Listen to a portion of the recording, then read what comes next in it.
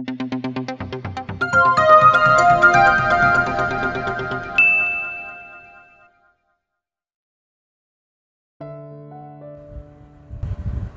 ni Ezekiel na wika. Si Hana hindi pa rin kumakalma sa galit nang bumalik si Shari sa opisina niya. I'm leaving, Shari. Pasensya ka na dahil kailangan mo ulit mag-train ng iba. Ano bang nangyari? Naguguluhan itong tanong. He wants me to help them prepare their wedding. Kung hindi ba naman malaking kalokohan yon? Sinasadya ba ni Ezekiel talagang saktan ako? Anong plano mo ngayon? Babalik na ako sa Singapore. Bukas na bukas din.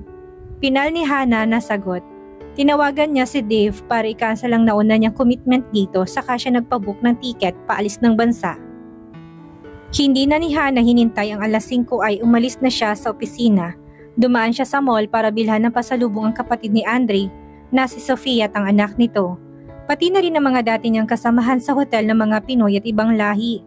Ang sabi naman ni Ana na magiging kahati niya sa apartment ay pwede na siyang lumipat anumang oras. Pumasok siya sa sinihan at nagpalipas ng ilang oras. Hindi niya gustong makaharap si Ezekiel sa mansyon. Hindi rin niya naiwasang mapaiyak.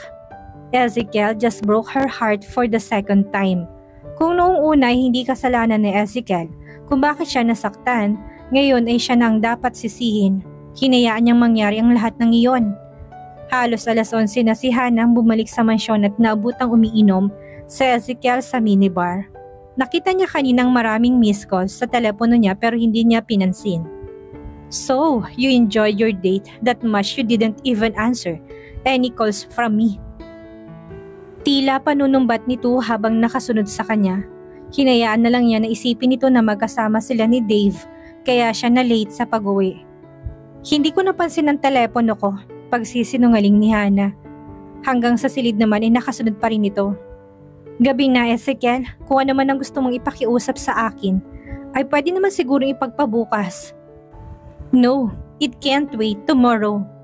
Umupo siya sa kama at nagtanggal ng sapatos. Hinintay niya magsalita ang binata pero nakatitig lang ito sa kanya.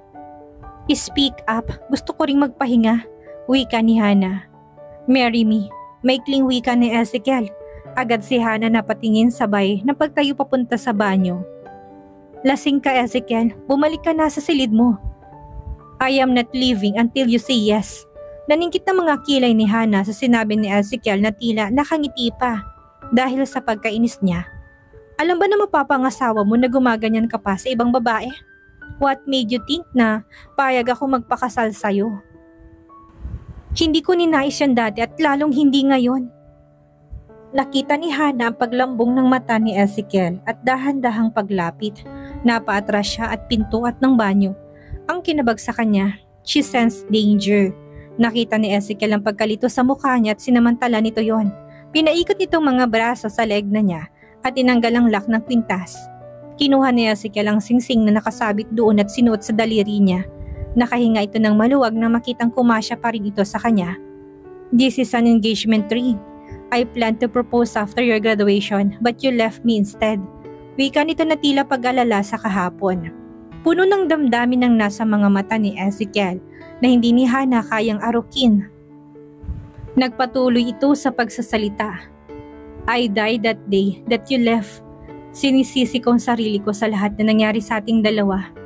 Sa kagustuhan kong manindigan para maging ama ni Nathan, ay ikaw at ang anak ko sa iyo ang nahiwala ko.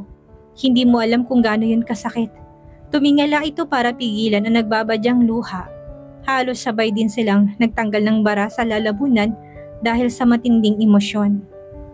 Nakaraan na yun, Zeke. Umiling to't humugot ng hininga. 2 taon kong hinintay ang pagkakataong makasama kang muli, Hana. Pagkakataong maitama ang mga pagkakamali. Pagkakataong mahalin ulit ako dahil hindi ako tumigil ng pagmamahal sa'yo. Tumitig ito sa kanya at pinaglandas ang kamay sa pisngi niya. Will you forgive me now, sweetheart? Bago pa si Hana nakasagot ay inangkina ni Ezekiel ang labi niya, tinapit ang bewang bago pa siya makapalag. She tried to wiggle and to push him but he pressed himself even closer. Nalasahan niya ang alak sa bibig nito at sapat na para maitaboy niya ang mga agam-agam at pag-aalinlangan. She only has one chance to be with him again. Bukas ay aalis na siyang muli sa Pilipinas. Naramdaman ni Ezekiel ang pagtugon ni Hannah sa mga halik niya kaya't nilipat niya ang isang kamay sa batok nito, caressing her nape and pressing her lips against his. His other hand started to explore her body that made his blood set on fire. He has been longing for this to happen. Nothing matters at this moment but their body exchanging intimacy and love that they both could not speak. "You're only mine, sweetheart. I will never allow anyone come between us." Nang ihiga ni Ezekiel to sa kamay, hindi na ito tumutol. Tuluyan niya nang hinubad ang anumang makakasagabal sa kanila. Tinitigan niya itong muli bago niya ito tuluyang inangkin. He saw an old Hannah that he knew, the one who was in love with him. "I love you, Hannah Lauricio." Nagising si Hannah na masakit ang katawan kinabukasan. Naramdaman din niyang nakayakap ang braso ni Ezekiel sa kanya't maliwanag na ang paligid. 8:00 na ng umaga. Pilit siyang kumawala pero hinapit siya ng binata nang maramdamang kumakalas siya sa pagkakayakap nito. Sandali siyang pumikit at inalala ang nangyari kagabi. Ezekiel was drunk when he entered her room pero siya'y maliwanag ang isip. Gayunpaman hindi pa rin niya nagawang pairalin ang matinong kaisipan nang halikan siya nito and they even made love again in the 3 hours of the morning. Inipon ni Hannah ang lakas para tuluyang makawala sa pagkakayakap nito. Tumuloy siya sa banyo at nagbabad sa bathtub ng 15 minutos. 4:00 ang flight niya kaya't kailangan niyang makaalis ng 2:00. Ang pag-iimpake kagabi ay hindi niya nagawa dahil pumasok sa silid niya si Ezekiel. Dahilan para sandali siyang mangarap na mahal pa siya nito. He even asked her to marry him. Hinapa niyang kwinta sa leeg pero ang singsing sa daliri, napako ang kanyang paningin. Tatanggapin ba niya ang proposal nito? Paano si Maricar? Pahablot niyang kinuha ang roba at inalis sa katawan. Paglabas niya gising na si Ezekiel, iniwas niya magtamang kanilang paningin dahil sa kahihiyan sa pagtugong ginawa niya kagabi. "Tanghali na, wala ka bang meeting sa opisina?" Seryoso niyang tanong. "I'm still tired. Bakit maaga kang bumangon?" Tanong ni Ezekiel pabalik. Nakita ni Hannah na tumayo ito at lumakad papalapit sa kanya.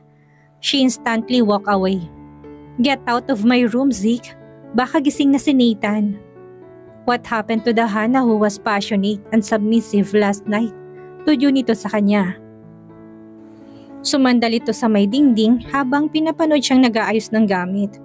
Napakunot ang noon ni Ezekiel nang makitang nilabas niya ang maleta. "What happened last night shouldn't happen. Ikakasal ka na kay Maricar. It was you that I proposed last night and I demand you to marry me." Seryoso nitong wika. Bakit pa hindi mo maiwasan ng ma-involve sa dalawang babaeng tila ba natutuwa ka na pinag-aagawan ka? Noon si Hailey, ngayon naman si Maricar. Hinarap ni Hannah to nang may galit sa mga mata. Hindi siya papayag na paglaruan itong damdamin. "I had no choice years ago. I had a choice pero nagkamali ako. Ilang beses ko bang uulit-ulitin sa'yo na hindi ko lang matalikuran si Hailey dahil may sakit siya? Okay, fine. At hindi mo rin kayang talikuran si Maricar ngayon? Ganun ba?" Imbis na sumagot ay isang ngising binigay ni Ezekiel sa kanya na lalo niyang ikinainis. Lumapit tong mulit, hinapit siya na kahit na anong palag ni Hannah ay hindi niya nagawa dahil sa lakas nito. "I will choose you over and over, sweetheart. Hindi mo ko binigyan ng pagkakataon dati. But if you did, matagal na tayong kasal. Now give me a kiss," bago ako lumipat sa kabilang kwarto. Bago pa ni Hannah masalungat ang sinabi nito na ang kina nitong mga labi niya na tumagal pa ng ilang minuto. "As much as I wanted to make love to you again, wala na akong takas, sweetheart, at marami pa tayong asikasuhin sa hotel." Bumitaw ito at kumuha ng tuwalyang itinakip sa katawan. "Ang sabi ko, hindi na ako papasok ng opisina, Ezekiel. Hindi tayo papasok, aasikasuhin natin ang kasal." "Did I say yes? For your information, I have a plane to catch at 4 o'clock. I'll be damned if I will allow you to leave me again. 30 minutes sana. Naghihintay ng coordinator kanina pa."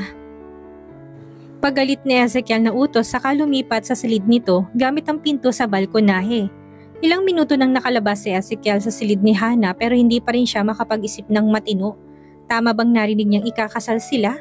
Muli niyang tinitigan ang singsing na suot at nagsisimula ng umapaw ang galak sa dibdib niya. Did he break his engagement with Maricar? Bumaba siya sa komedor para lagyan ng laman ng tiyan at naabutan doon si Selena na bumalik na sa mansyon kasamang 4 na taon na rin itong anak. "Hi, tulog pa ba si Nathan?" Bati nito sa kanya. Oo, madalas tanghali nang gumising yon dahil sa pagod kakalaro. Sagot ni Hana. Nagabot ng kape niya ang katulong at kagad niyang dinala sa bibig habang nakatitig kay Selena. No wonder Zane loves you to distraction. You're so beautiful. Thank you, and you're beautiful as well. Hindi kayo magkamukha ni Hailey, though she was also beautiful. You know my sister? Yes, isa siya sa mga taong naging kaibigan ko pagtungtong ko pa lang sa mga Albano. Hanggang ngayon ay nasa akin pang friendship bracelet na regalo niya sa akin nung ikasal namin ni Zane. Nakakalungkot na hindi na kami muling nakita. Me too, wala rin ako dito nang binawian siya ng buhay. Wala ka bang pasok ngayon? Umiling si Hana dito. Kamusta kayo ni Ezekiel? Pabiro nito na alam niyang may ibig sabihin. Okay naman, matipid niyang sagot. How did you find your way to Zane's heart? Naikwento niyang minsan ng love story niyo sa akin habang panayang inom niya ng beer.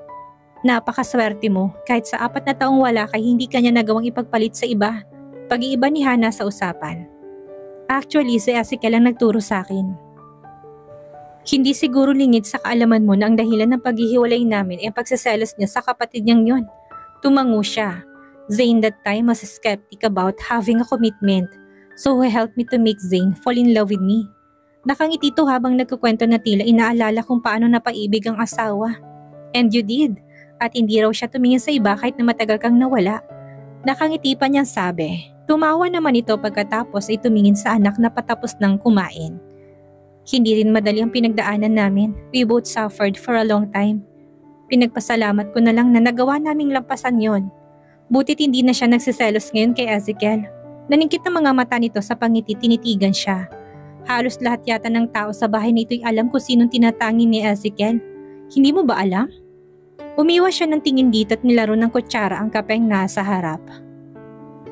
Mahirap mapaamin ng mga lalaking Albano, Hana. Kailangan mong basahin ang mga kilos at pananalita nila. They are too arrogant and too proud to admit their feelings. But words are necessary, right? She said with uncertainty.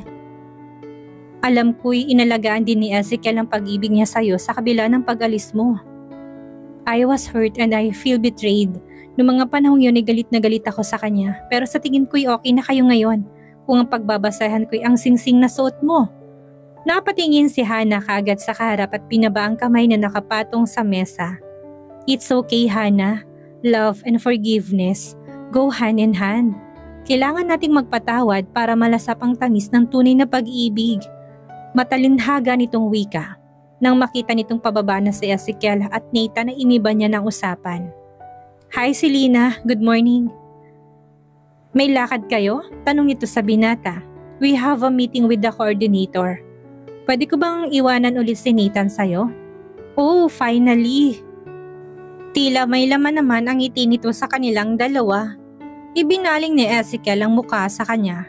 Are you ready? Tanong nito. Tipid lang si Hana na tumango. Pagkatapos niyang magpaalam kay Selena at Nathan ay hinila na siya ni Ezekiel palabas ng mansyon. Hindi na siya nagsalita hanggang makalabas sila ng gate. Ilang minuto lang ay may tumawag na sa binata at nahimigan niyang si Maricar ang kausap nito. Agad umahon ang init ng dugo sa ulo niya pero hindi siya nagsalita. Kung makakabalik sila sa mansyon ng alauna ay mahabol pa niya ang flight ng 4:00. Pagdating nila sa hotel ay hinanap nito ang chef at pinahanda ang pagkaing inihain sa kasal. Bago pa si Hana maibuka ang bibig, para tumutol ay sumulpot na si Maricar at kagad bumeso kay Ezekiel. Pilit niyang binabawi ang kamay na hawak ng binata mula nang pumasok sila sa hotel pero mahigpit ang pagkakahawak nito. Napapayag mo na ba? I can't push with the plans kung hanggang ngayon ay wala ka pa ring bride, Ezekiel. Nakangiti nitong wika habang pinaglipat-lipat nitong tingin sa kanilang dalawa. Si Hana ay naguguluhan sa mga pangyayari. Wala na siyang choice.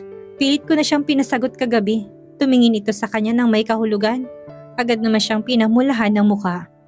Sweetheart, meet Maricar, our wedding coordinator. Hi, I've been dying to meet you. Hindi tayo na ipakilala ng maayos ni Ezekiel sa opisina kahapon. Tinanggap naman ni Hana ang pakikipagkamay nito at tila napahiya sa inasal niya kahapon. Nang dumating ang chef ng hotel ay nagtungo naman sila sa mesang may nakahaing mga espesyal na pagkain. Hanggang sa matapos ang food tasting at ilang detalye sa kasal at venue ay tila siya nakalutang sa ulap. Nang makaalis si Maricar ay dinala siya ni Ezekiel sa penthouse ng hotel. Say something. Pansin ito sa kanya nang hindi pa rin siya nagsasalita. I thought na si Maricar ang pakakasalan ko? I didn't know where you got that idea from. Sala ni Ezekiel sa sasabihin niya. Hindi niya na sinabing si Shari ang nagsabi at iyon ang usap-usapan sa opisina. Paano kung hindi ako pumayag? Ngumiti naman ito ng pilyo at hinapit siya sa bewang. Wala naman ako nakitang pagtutol sa'yo. Siguro sinunod mo nang sinabi ni Papa na learn to be submissive to me. Kumala siya dito at sumandal sa may partition sa living room. Nanatili naman ito sa kinatatayuan at nakatitig sa kanya. Muling bumalik ang insekuridad sa mukha nito. Hindi ko alam ang sagot sa tanong na yan. Kahit pa araw-araw ako humingi ng tawad sa'yo, ay gagawin ko, wag ka lang mawalang muli. Sandaling katahimikan ng namayani bago siya muling nagsalita. Kagabi mo lang ako tinanong, Zeke, pero sa pag-uusap niyo ni Maricar ay matagal ng planong yan.